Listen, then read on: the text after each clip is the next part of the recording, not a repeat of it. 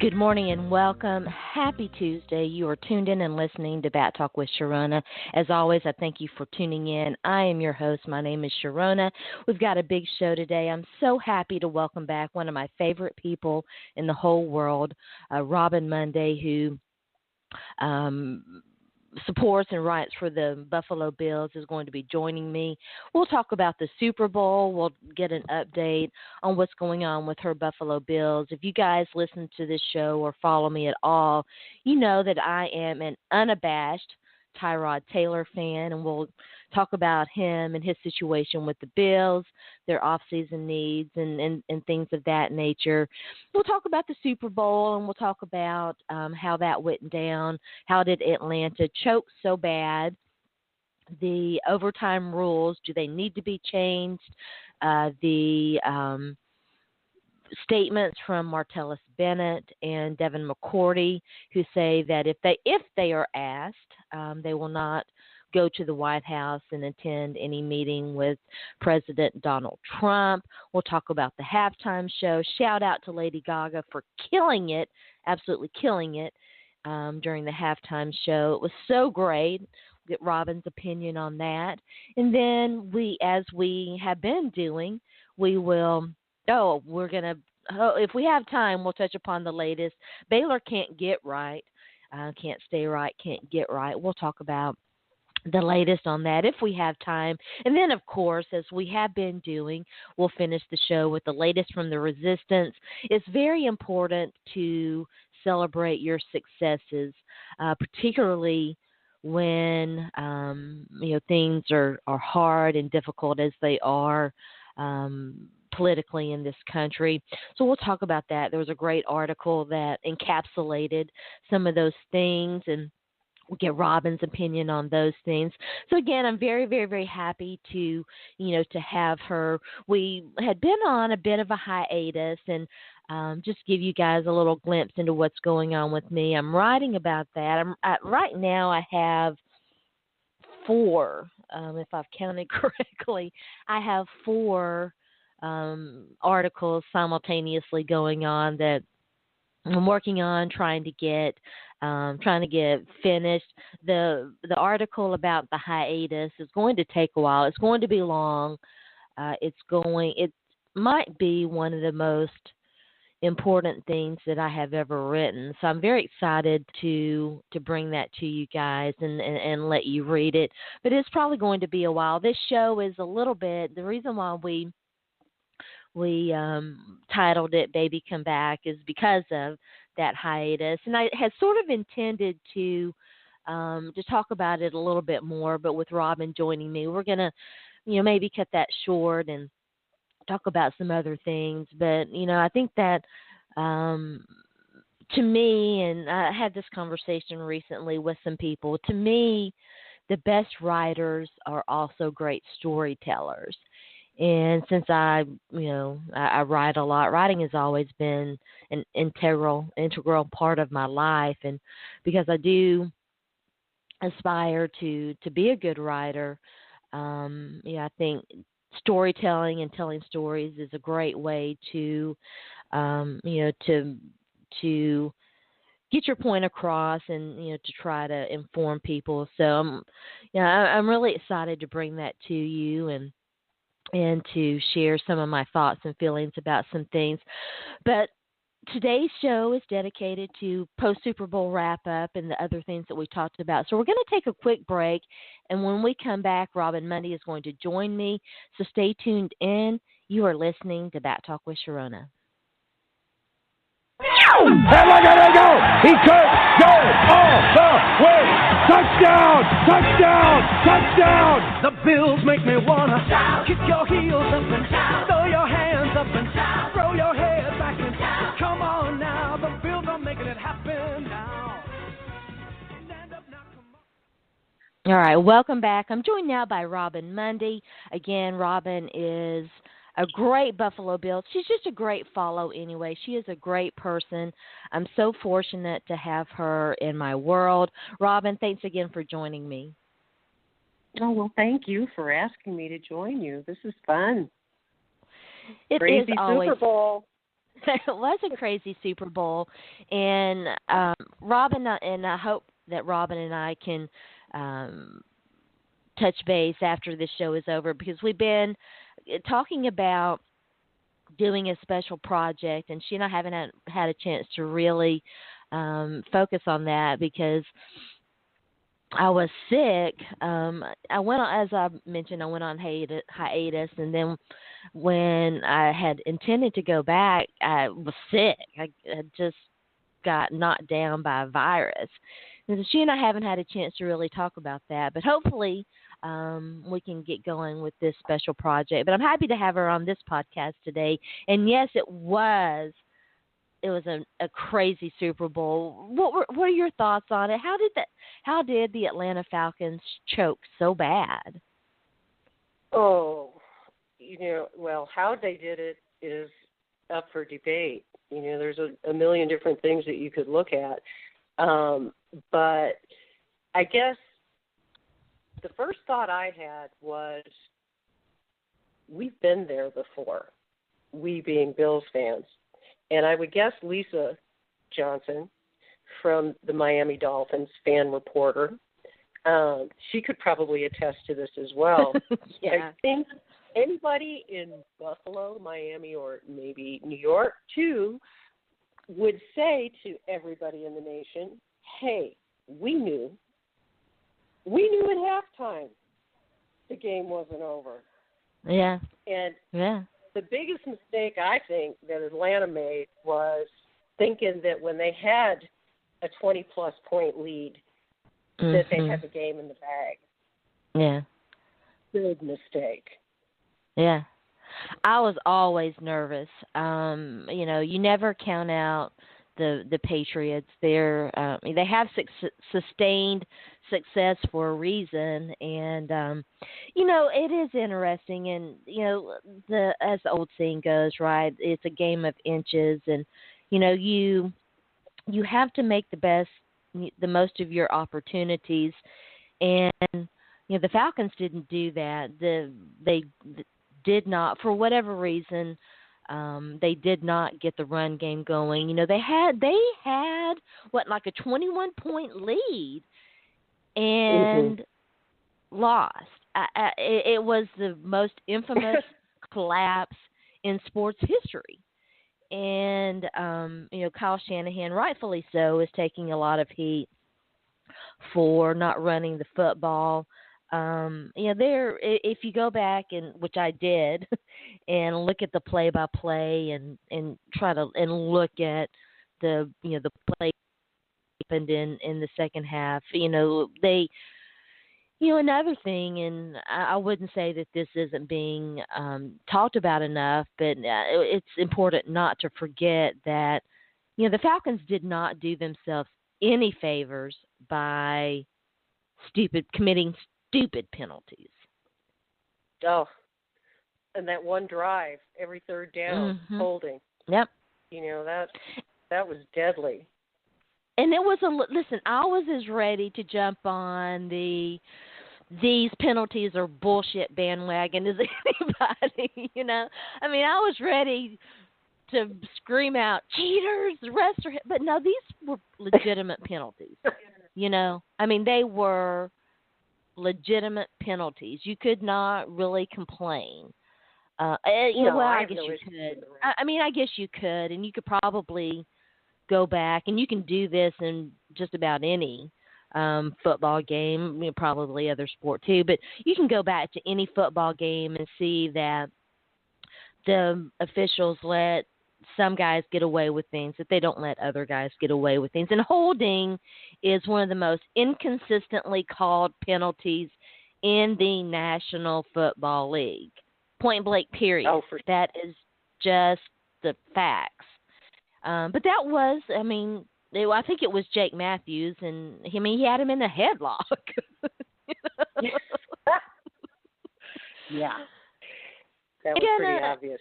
If you're going to hold, at least try to be a little bit more subtle than that. You had the dude I forget who it was, but you had the dude in a headlock, and, and it was, Yeah, it was kind of a combination of things with the Falcons, and I had not actually noticed this, but it was on my Twitter timeline, and because I saw it, I was like, well, let me take a look at this, and clock management, and shout out to Amy Trask, by the way, who is the first person who pointed this out. The Falcons, the clock management by the Falcons was atrocious. And if you go back and look, they weren't even letting, and the Patriots are very good about this. They weren't even letting the clock run down, the game clock run down to the final seconds before they snapped. It was like, I don't know. It was like they didn't realize they were sitting on a lead and they needed to milk the clock. It was the craziest thing I've ever seen. Exactly. It was crazy. And in the second half, I was noticing like 10 and 11 seconds on the play clock left. Yeah. And I'm thinking to myself, what are you doing? You obviously don't know who you're playing. Because, like I said, if you talk to any fans in the AFC East, they will tell you this is what the Patriots do. Yeah. And, this is what they do. Mm-hmm. So when I saw that after halftime, I'm like, wow, they're not, thinking about running the clock down here. And why aren't they running the ball more? Mm-hmm. I think it would be fascinating. I think it would be, and maybe someone has done this and I've just missed it. I try to be, as well read as I possibly can, but there's so much content out there that it's really hard to read everything and be on top of everything. But it would be fascinating to me if someone went back and did an in-depth look at the Falcons' play calling in the second half and how it all fell apart for them because it was amazing. It was mind-boggling. I was pulling for the Falcons. It was mind-boggling to me. Yeah, I was pulling for the Falcons because for a lot of different reasons, and and I know. Listen, I know that there are because I know them personally, and they're great people, and they don't deserve to get lumped in with all these white supremacists who are hitching their wagon to the Patriots and calling Patriots team of white supremacy, and that's a very layered conversation. That Donald Trump is such great friends with Robert. I couldn't think of his name for a minute. Robert Kraft, Bill Belichick, and Tom Brady. We're going to talk about Tom Brady here in a minute. And oh, goody. Anyway, there's a rant rising, and I need to tamp it down and not have it coming on. But there's a reason for that, and and if you don't want to get if you don't want to get labeled with a white supremacist tag, hey, maybe you don't associate with white supremacy. All right. Maybe, Tom Brady, you don't wear a Make America Great Again hat and then act like a freaking coward about talking about it. That was mind-boggling. I mean, that's just,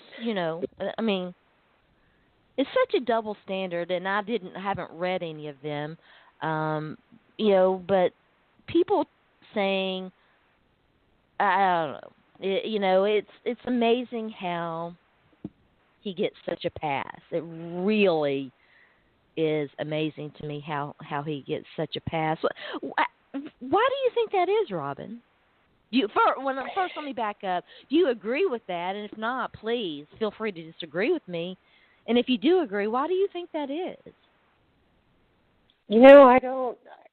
I try really hard to separate myself in terms of my sports versus politics, and this time I have to admit it's really hard to separate all of this out. I don't necessarily agree that there's that much of a tie in terms of white supremacy and the Patriots. I don't necessarily subscribe to that. I don't know what their relationship is. And whoever the Ku Klux Klan or white supremacists, whoever decides that they're going to hook their star to whatever team, entity, whatever, that entity I don't see as being necessarily responsible for that. However, I agree with on that. the other hand, I absolutely agree with yeah, that. you know, I mean, there's no control over. You don't have any control. You over can't that. control What you who. do- You can't control who becomes a fan of your team. I completely agree. But what I would love to see, and I have not seen enough of this, are Patriots fans denouncing the white supremacy and saying we're not about that. You know. You mean as the organization or the fan base? Both, really, for me. Okay. Yeah. I haven't been reading because I mean, here's my Arthur thing. Blank. People say that, you know, stick to sports, separate politics, and all of that. Arthur Blank has said that he does not like the Muslim ban. Well, I forget. I'm so bad at names. I'm sorry, guys. I'm blanking this morning. The Jacksonville Jaguars owner, Shad Khan, came out and said, you know, that he does. Now, listen, I believe in my heart that both of these guys voted for Donald Trump. I mean, it is the Billionaires Club after all. But, you know, I don't know. It's certainly an interesting discussion. Well, it is, and the intersection between sports and politics, you know, politics and everything, you know, pretty much nowadays, is something you have to be very careful of. For me personally, I'm very careful because of partly, you know, this is a funny thing, but they talk about alternative facts and fake news, and you know, this all becomes an issue. And frankly, you know, at this point, I try to source what I read very carefully. Oh, me too. Lord, me too. Yeah, but it's wise to approach anything with a bit of skepticism and to, you know, and to inform yourself, to look at, you know, different points of view. And I think for me, and this really.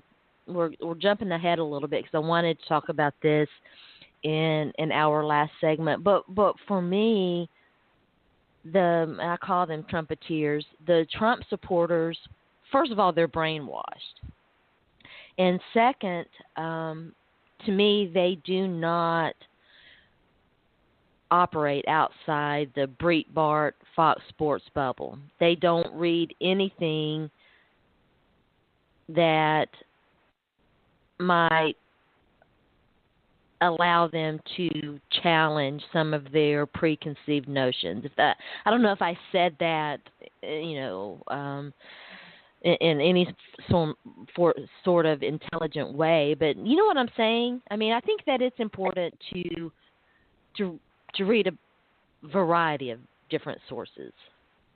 Oh, absolutely. But I guess I would, as devil's advocate, say that that's probably true of a lot of people. I don't think that's necessarily just Trump people, but people on all sides of the political spectrum have a tendency to gravitate toward that which they agree with. And I think this is something that, at least in college, I remember that's what I loved about college, going to college and going to graduate school especially, was learning how to be a rigorous skeptic. Because you must be a rigorous skeptic. Because if you just swallow everything that you read, first of all, you go crazy. But having the ability to discern and be able to read something and think about it, yeah, absolutely. You need to stretch yourself and pull yourself out of your own way of thinking, but at the same time, be rational, you know, in your approach. Yeah. But, yeah, I think that one of the biggest problems we have nowadays is that people are not discerning enough about the information that they take in and source it. and try to evaluate rationally, does this make sense? Does it not make sense? That part of the discussion seems to be lacking, and that's why I tend to get frustrated, because I'm pretty particular about reading. I want to read all sides of an equation before I'm going to formulate an opinion about anything. And we don't have enough of that kind of discussion, I don't think, because we let our emotions get in the way. It's so easy to let that happen, when you feel passionately about something. So, I think as a country, we all need to step back, take a deep breath, and try to be more respectful of one another. Boy, I don't know what your Twitter timeline looks like, but, mine is a disaster. Mine's a disaster. It's interesting. By the way, I'm talking with Robyn Mundy. Robyn and I have been friends for a good while, and again, I'm so fortunate to have her, in my world, and she's a great Buffalo Bills fan. But Robyn, I didn't give you a chance to, for new listeners out there, I didn't give you a chance to tell people a little bit about your background, and you've got a fascinating background. Well, in a past life, I was an oncology nurse. I started working in Buffalo, New York in 1976. So I'm 41 years out from that, which just blows my mind to think the time's gone by so fast. And then about halfway through my career doing that, I become a psychotherapist, because I didn't think that people spent enough time dealing with the psychosocial issues that people have with the diagnosis of cancer. And so I did that. I did a private practice for about 10 years and then retired. And now I kind of resurrected myself as a sports writer. And I am writing articles now about the Buffalo Bills. And I write for Bills Wire at usatoday.com. If anybody's interested, we have a wonderful website. And I'm going to take the opportunity, if you don't mind, to say a big shout out to my cohorts in crime at the Bills Wire. That's on Twitter. So if you follow us at the Bills Wire, you will find our boss man. He hates it when I say this, but our boss is Rob Quinn, and Rob is fascinating. I'm telling you, Rob is like a walking encyclopedia of knowledge. He's great. When it comes to, oh my gosh, when it comes to draft, he played tight end in college, and so he understands. Yeah, he understands the game from a really interesting perspective. So he's at Rob, R-O-B, Quinn, Quinn 619. He's on Twitter at Rob Quinn 619, and then Stephen Cully, who is our resident British contributor. Stephen can be found at Stephen, S-T-E-P-A-T-N, Cully, C-U-L-L-E-Y, at Stephen Cully, and he is hilarious. You guys, if you're not following Stephen Cully, he's really, he's a Brit, but loves football, and is unbelievably, you'll love this, he knows every obscure kicker or punter in college football. Oh, and wow. He can give, he can give you the rundown.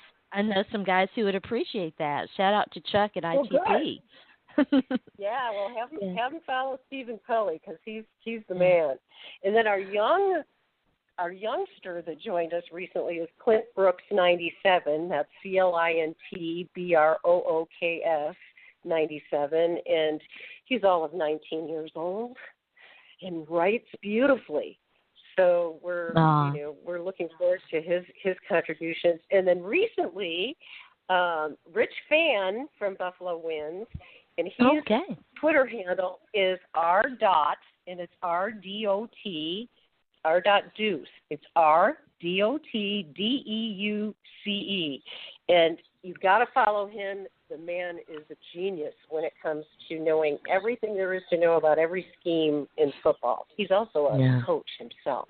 So it's quite a crew I'm writing with, and I feel like Okay, so then there's the old lady, me, pushing 62. I'm kind of the odd one in the group. Let's just leave it at that, right? But we do have a lot of fun. So Bill's fan base, Bill's Mafia is awesome, and I love the Bills. I follow the Bills very closely, and we definitely need to talk about them and talk about Tyrod. So real quick, let's finish up our Super Bowl. Yep. So I want to talk about Lady Gaga, but first of all, I want to ask: do you think the overtime rules need to be changed or not? Yeah, I do. I do too. I think that if there's a score that the other team needs to have the opportunity, it doesn't matter whether it's a field goal or a touchdown. Yeah. Go to the college format. Yeah, I completely agree with that. And someone made a great point to me this morning that they didn't even like it should be a kickoff. They should kick it off, and I agree with that too. I don't like. I just do not like the way the NFL does it. It doesn't have anything to do with this game. I completely agree. Listen, the Falcons blew it.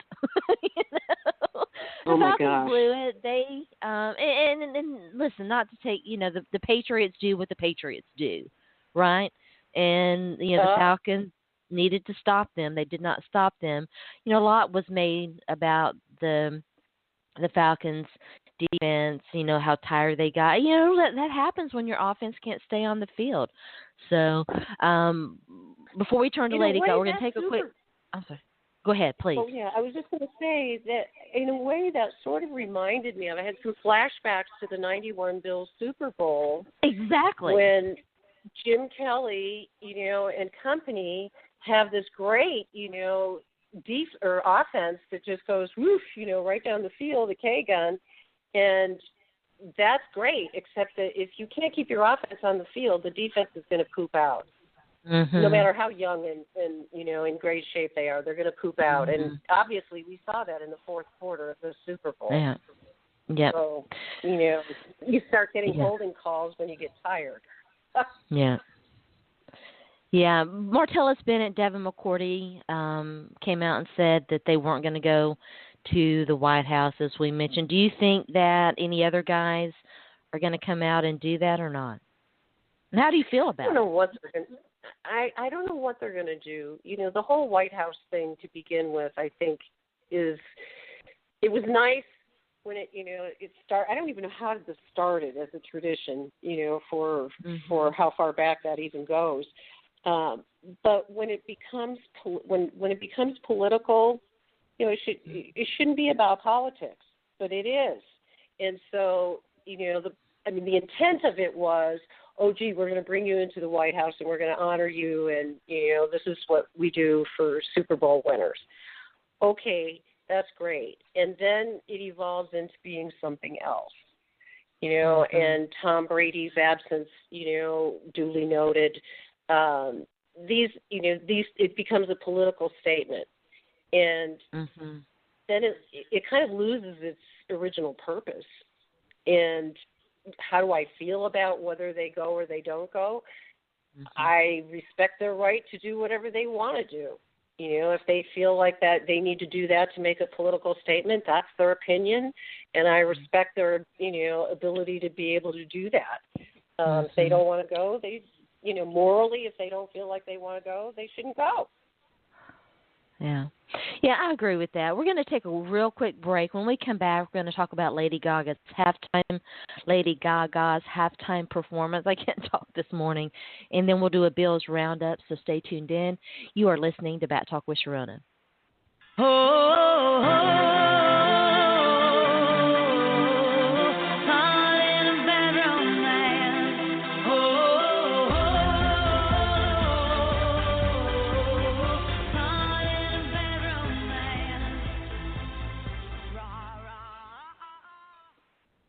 All right, welcome back. You're listening to Bat Talk with Sharona. I am your host. Of course, my name is Sharona, and I'm talking with Robyn Mundy of the Bills Wire. Robyn is just such a great person. I'm so happy to have her on this morning. I'm a big Lady Gaga fan. I thought her halftime performance was sensational. What did you think of it? Oh, unbelievable. I'm a fan. I should probably start out by saying that. So I'm kind of biased, but I really like the woman is an incredible singer. She's an incredible performer. She put everything. You could tell she put everything she had into that performance. It was amazing. And frankly, I think it was one of the best ever. I don't know how she did it. I don't know how she did it. The amount of energy. Oh my God, the amount of energy she, in just that. I think it was 13 minutes, but she put herself through quite a workout in that 13 minutes. On top of belting out, some of her great hits, and I thought it was delightful. It was great. I loved everything about it. The costumes, everything. It was fantastic, and she's a great advocate for women and for sexual assault, sexual abuse, and has been very brave to come out and talk about her journey and the things that have happened to her. And it was I'm a fan too. I think it was fantastic, and shout out to her for that amazing performance. Okay, so let's turn to the Bills and Tyrod and what's going on with them. They moved on from Rex Ryan, and you sort of saw that coming. That wasn't really a big surprise to anyone. How did that relationship get so bad so quickly? With Rex in the front office? Yeah, with Rex and I mean, and the fans, quite frankly, were pretty tired of him too, I think.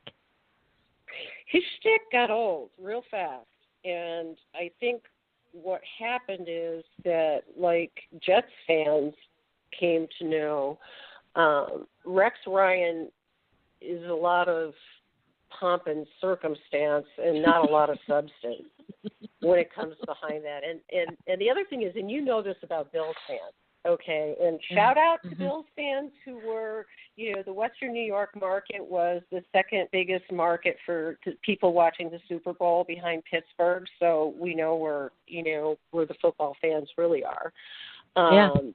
They truly. I love Bills Mafia. I love them. Oh yeah, it's an awesome group, and shout out to Bills Mafia.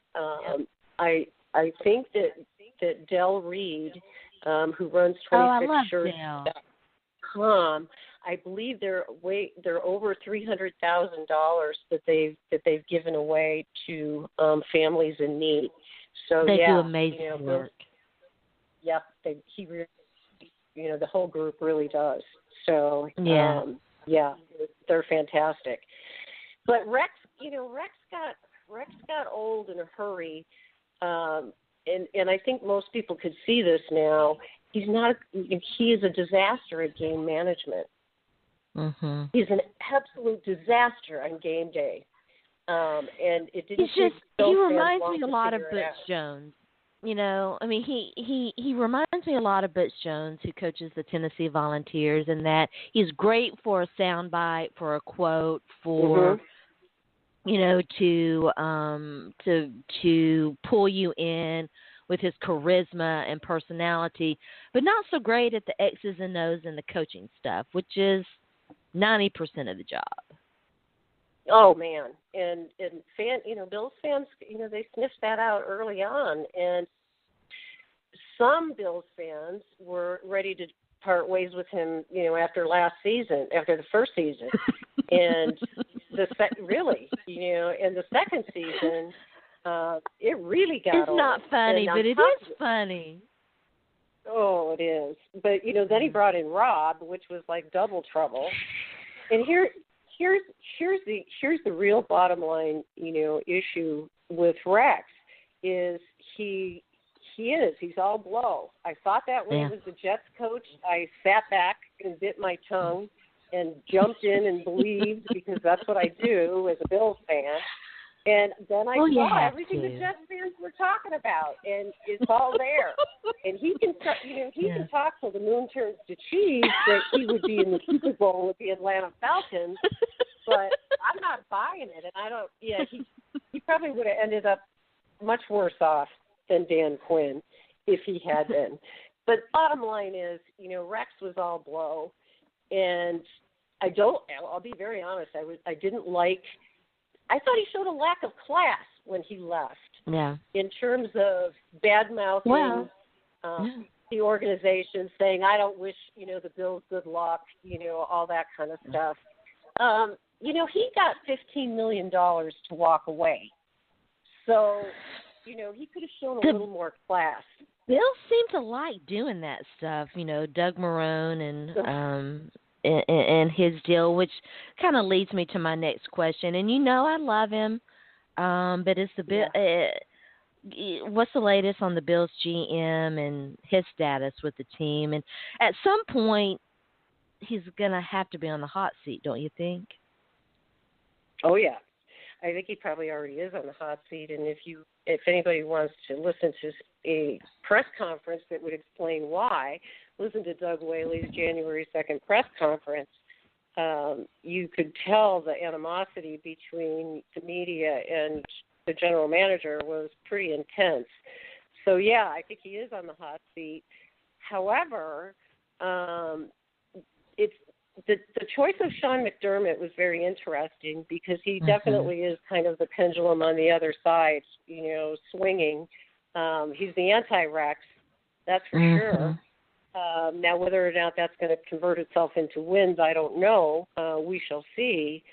But I think it was a very good move. I think they got a very good coach who apparently needs to do something with the locker room culture. Because here's the thing that disturbed me the most postseason was listening to players like LaShawn McCoy and Lorenzo Alexander and others talk about players missing meetings, sleeping through meetings, showing up late. Well, Sammy Watkins was one of the first ones to come out and talk about that, and I remember that. Yep. I think that was in Rex's first season, if I'm not mistaken, and he was, and for him, of course, he's a young guy, first of all, and secondly, he's not been on the field as much as you would like, but I think, Anyway, I didn't mean to interrupt you, but yes. No, he did start that last year and brought it into this season. And when the players say stuff like that, that is what makes it hard for me to continue. You and I were talking about my tweet that I made shortly. I think it was after the Super Bowl was over. I said I'm about ready to walk away.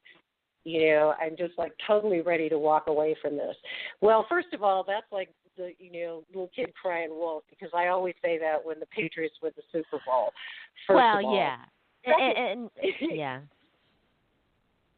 I just, it sucks. I can the life so out relate of you. to that. That's why I wanted to talk to you about it and ask you about it, is because I can so relate to that because and time will not permit us to get into this topic, but the NFL lost customers this past season. Oh yeah.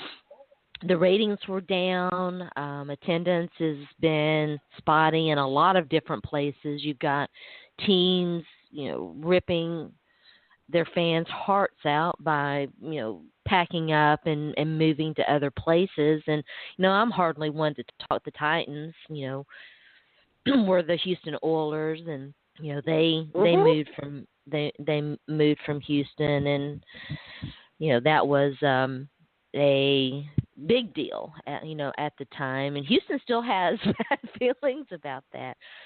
But well, it's hard. It's a tough thing, when the Chargers were moving, there was a lot of traumatic feelings that many Bills fans were experiencing, because that could have just as easily been the Bills. It would have been the Bills if it weren't for the Pagulas. So, that's a subject near and dear to a lot of our hearts. Just ask fans in Cleveland how they feel about the Ravens. Mm-hmm. Well, I think ultimately no one is safe. Mm-hmm. Not when it comes to King Dollar. Yeah, and and that's it. And I think that there are a lot of reasons why the numbers were down for the NFL, and it's going to be fascinating to see what happens, with that. But yeah, I mean, greed has been on display with the National Football League really for the past couple of years. And the moves are just symptomatic of that. And there are a lot of other things too. And the product has been bad. We talked a little bit about it. Officiating is particularly bad. The NFL has got to do something about that. Roger Goodell is not liked as a general rule by, I would say, the majority of NFL fans. And we could have talked about that when we were talking about the Patriots. At the draft every year, I just crack up at the draft every year when Roger Goodell walks out and gets booed every single year. It's hilarious. It doesn't matter what year it is, he's going to get booed. Well, Paul Tagliabue didn't make the Hall of. I mean, it's even when you're liked, it's sort of a thankless job. But listen, he's getting paid some very, very, very good money to get booed, and so that hasn't seemed to have. The owners are happy as long as they're making money, and they are making money. As long as they're making money, they don't care. We're not going to have time probably to. Well, I don't know. Maybe we will. Just real briefly, we haven't really talked about the Pro Football Hall of Fame. Why T.O. didn't get in sort of ties into a little bit to this discussion. But before we get to that, I want to ask you, what do you think they're going to do with Tyrod Taylor? What's your sense? Well, yeah, I have a very strong opinion about what I think they should do. What do you think they should do? Keep him. Yes, of course. If they let him go. Insane. And there are a lot of Bills fans that are lukewarm about Tyrod, and to them, I would say, give me the name of someone that you think could do a better job this next season. There is no other person. And I think that I absolutely support Tyrod, and I think we would be foolish to let him go. Absolutely foolish to let him go. I agree. But I see it happening? Yeah, I could see it happening, but it doesn't make any sense to me. Because if you look at the contract that he has, if the Bills decide to, opt in and extend that, the numbers are really not that horrible in terms of what they would do to the salary cap when you're getting quarterbacks getting $20 million a year. Exactly. Exactly. His contract is middle of the road in terms it's of. Not I think that I bad. forgot where it was. No, it's not. And if he isn't your franchise guy for the next 10 years, he's at least the bridge to the next franchise guy. Yeah. And frankly, I think he could be the franchise guy. I do too. If he had the right support players around him. I think it was impossible to evaluate him last year when you had a one-legged Sammy Watkins who was only there for half the season. Thank you. And the rest of the wide receivers were undrafted free agents and, Robert Woods when he could play. So I don't think he had a fair evaluation at all. And I think it would be a horrible mistake to let him go. I completely agree. And, the discussion, the conversation around Tyrod Taylor drives me nuts. And you and I have talked about that before. And unfortunately, I do want to ask you about the Pro Football Hall of Fame, the TO vote and all of that. But they would be insane, in my opinion, anyway, they could certainly do a lot worse and pay a lot more.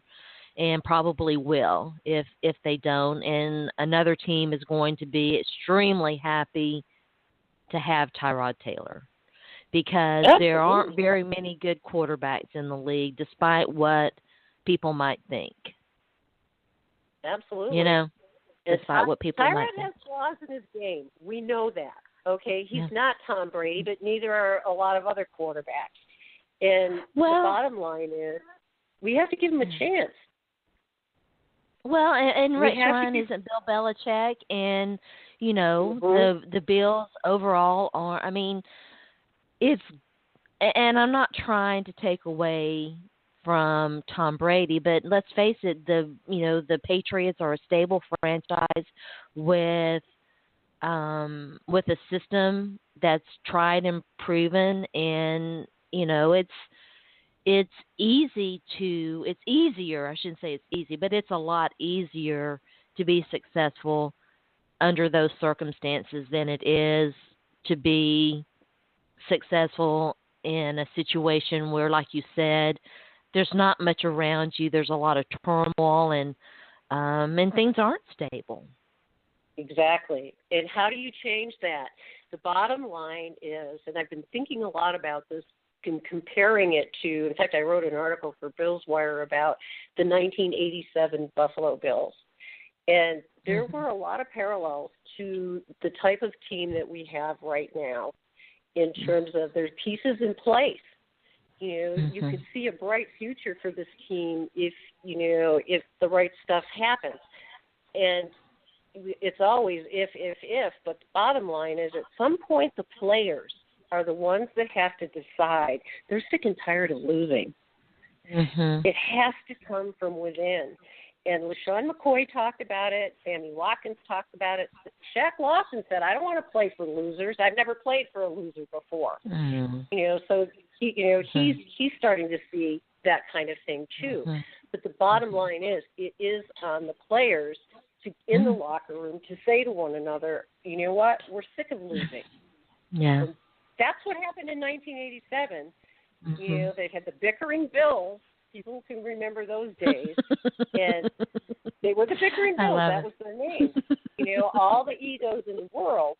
And they would win a game and then they would lose a stupid game. And finally, I believe it was Thurman Thomas said this one time when he was interviewed, that what really turned things around for them were the guys in the locker room that finally said, you know what? We don't have to be losers. We don't have to take this. We can put this, we can do better than this. And that's what I think is going to have to happen. Mm-hmm. And, the problem I see, to be very honest with you, is that 1987 was before free agency. Yeah. And there have been changes in this game because of free agency. How many teams Completely agree. How many teams like the Patriots and have that winning legacy that everybody wants to play for? Not very many. And Martellus Bennett said it probably better than anybody. He said people don't go to the Patriots to make money; they go to win championships. And yeah, and I agree with everything that you just said. And it is, to quote a line from, probably poorly quote a line from one of my favorite movies, attitude reflects leadership, Captain. And Absolutely.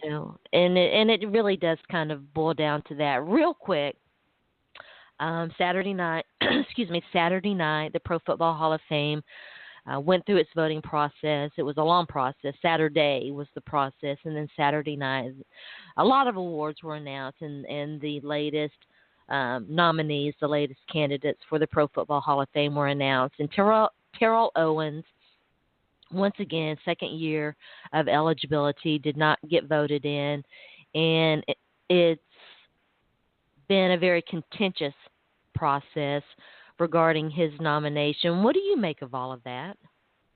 I think it's incomprehensible that he wasn't put a first ballot Hall of Famer. Yes. I think it's incomprehensible. The numbers just speak for themselves. And I have to wonder, what did he do? Really, what did he do to somebody's, some reporter's wife or whatever? Because what is wrong with these selection committee people that they are not seeing the obvious? It's insulting. It's sad. It makes me I would understand. Yeah. I mean, I would, and the thing is, and apparently, which is very interesting to me, apparently the Pro Football Hall of Fame itself came out and said there was a very good art. I think one of the best things to come out of this is that you're starting to see writers, and it's infamously, it's a very closed process, and you don't know, and they're not allowed to share. The people who are in the room aren't allowed to share. I would like to see more transparency, but you are starting to see guys who participate in that process come out and talk about it, which kudos to them. Much respect to them for that. And it's interesting that the Pro Football Hall of Fame itself said, listen, you can't consider off-the-field stuff, but we do consider what happens on the sidelines, what happens in the locker room, and some of the more I don't want to say intangible. That's not really the word that I'm looking for, but peripheral maybe is the better term, the better word that I'm looking for, the peripheral aspect of it. But to me, that you're asking for it to bleed into, and Peter King used the example, and rightfully so, took a lot of heat over this about Darren Sharper. And the fact that he would very proudly, if he came up, consider Darren Sharper's candidacy. Well, Darren Sharper is in prison. He is a serial rapist in prison. Don't tell me that Darren Sharper reflects the values of the Pro Football Hall of Fame and Terrell Owens doesn't. Okay, I do not want to hear that. Or what about the fact that we still have O.J. Simpson's bust? Well, yeah, and we can talk about that too. Yes, absolutely. Terrell Owens was an asshole. Okay, he was a diva. If you look up diva wide receiver in the dictionary, there's a big old picture of Terrell Owens. Randy Moss is going to be up next. Yeah, Randy Moss is going to be up next year, and it's interesting because they, the thinking process is, well, sure, Terrell Owens put up glorious numbers that no one's ever going to match. Okay, it's just, I don't think it's ever going to happen. No one is ever going. The man. First of all, yes, I understand that a lot of teams got tired of his shit and traded him and got rid of him and all of that, right? But you know what? When he was on, when he was on their roster, they sure did make use of him, and he sure did help them. And he didn't put up those numbers. I mean, those numbers didn't happen in a vacuum. They happened because when he was on the field, he was one of the best on the field. Well, I can also assure you that there are a lot of Bills fans who would say that he was, their experience, our experience as Bills fans with Terrell Owens, he was not a diva. By the time he got to the Bills, he was all in, and he did a great job in Buffalo in terms of melding with the fan base and the community. He embraced it. So, even throughout his career, there were times when, he wasn't a bad boy. Yeah. But we forget about that because it's much easier to remember all the flamboyant diva acts. But look at Odell Beckham Jr., please. Well, yeah. How Josh is he Norman. Yep. You're going to have those guys in any generation, and yeah, I mean it's interesting, and I again, shout out to them, kudos to them. It sort of reminds me. I kind of hate. We're not going to get to the resistance stuff. We will tweet out the article, and we'll talk about it on the next podcast. But it reminds me of Mike Vick, and I was having a conversation. Very proud to be associated with Inside the Pylon, and I'm going to be tweeting out some of my latest articles about that. And Kyle Shanahan, by the way, his post-game press conference was it was fascinating. We'll talk about that on the next show, but I was having this conversation with them in our Slack, and Mike Vick is interesting because I know, people they get up all in their feelings about, and rightfully so, about the animal cruelty, about the dog thing, and all of that. But for me, and I think Mike Vick did about as well as he could to try to rehabilitate himself from that. Okay, he served his time. I think that he is remorseful, legitimately remorseful about that. The thing that sticks out to me, and the thing that I'm always going to remember Mike Vick for, is something that never gets talked about, that no one gets talked about, because sports is a male-dominated profession, and things that are germane and important to women don't always make the forefront. But what sticks out to me about Mike Vick is that there's a very good possibility that Mike Vick gave a number of women a disease from which there is no cure, and for which they will be required to take medication and suffer from the rest of their lives. And nobody ever talks about that, And I'm talking about the Ron Mexico thing and all of that. But it's we talk about that on this show, and that's how we talk about things, and how we talk about things. What we prioritize, what's important to us is, I think it comes out in those conversations, and that's what's going to stick out for me. When anytime someone brings up I'm the biggest dog lover in the world, okay? But the first thing that comes to my mind when someone mentions that is not the dogs, it's the women, Right. Well, everybody's affected, differently by different things, but your point is well made in terms of why is it that in certain situations we consider some behavioral issues one way, and yet turn around and when it's somebody else, we don't talk about it.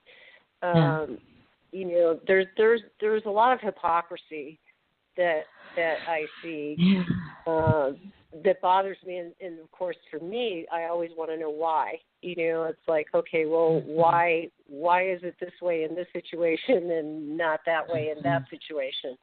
And the lack of consistency, that's what bothers me. It's like, okay, well, why is this such an issue for this person, but yet another person can commit an even worse heinous crime, and it doesn't get talked about.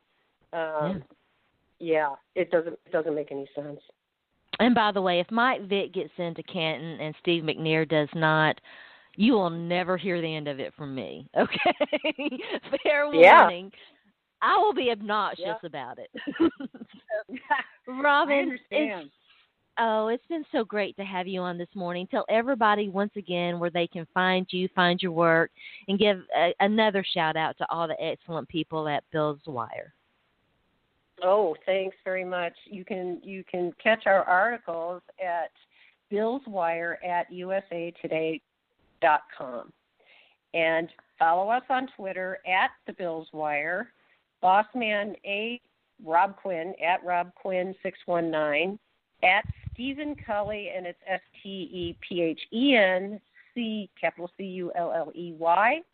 At Clint Brooks 97, CLINTBROOKS, and R.Deuce, Rich Fan, R.Deuce, and it's R.DEUCE. And you can follow me at DYO, and the YO is at the end because I live in Wyoming.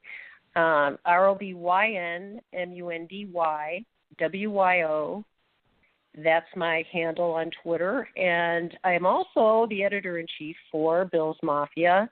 And you can... All right, we got about 15 seconds left, Robyn. I'm sorry to cut you off. Thanks. You can follow me on Twitter at Sports by Sharona. Have a great week. We'll be back on Friday. And thanks for joining me, Robyn. My pleasure.